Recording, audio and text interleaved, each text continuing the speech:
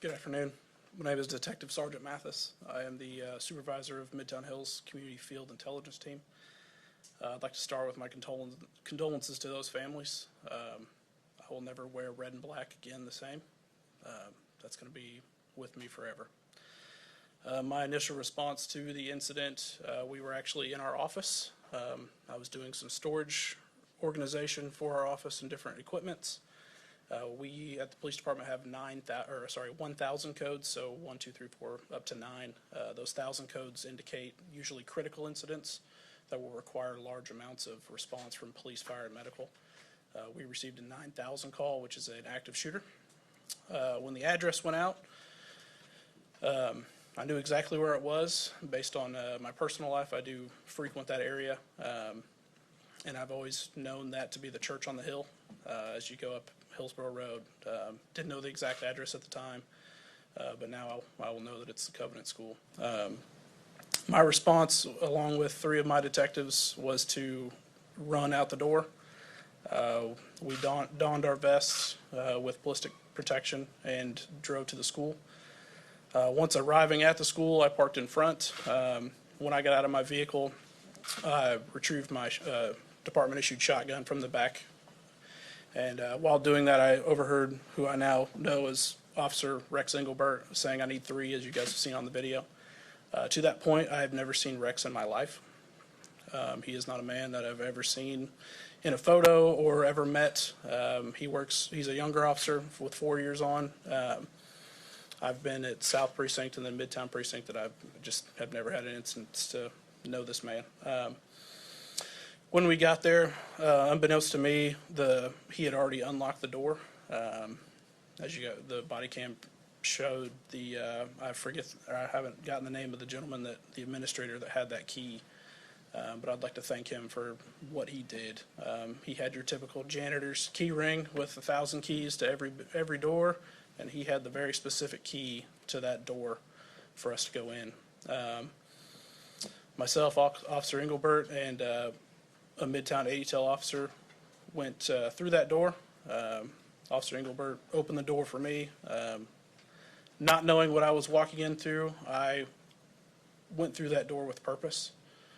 I knew the gravity of the situation and what had occurred based on the call text, the amount of callers, and it was a serious incident. Like Chief Drake said, our training is to follow stimulus when we enter these buildings for these active shooter situations. At that time, we did not have any. Our training then is to do a systematic room-by-room clearing, which is what myself and Officer Engelbert did.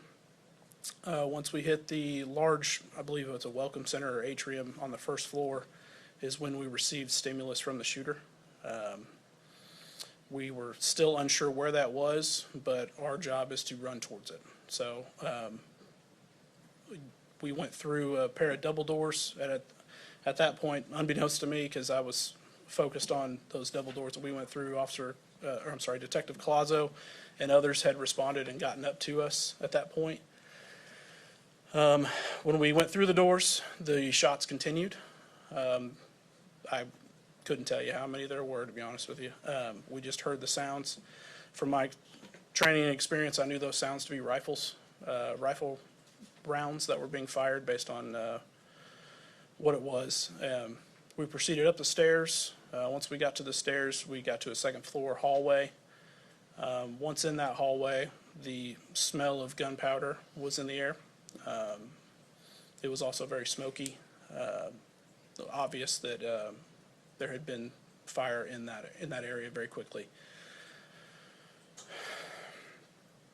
Doing what our training tells us to do in those situations and following the stimulus, all of us stepped over a victim. I, to this day, don't know how I did that morally, but training is what kicked in. We then proceeded continually to the sounds of gunfire. And then once we got near the shooter and the shooter was neutralized, that's where I'll end my statement at that moment, just because of the ongoing investigation.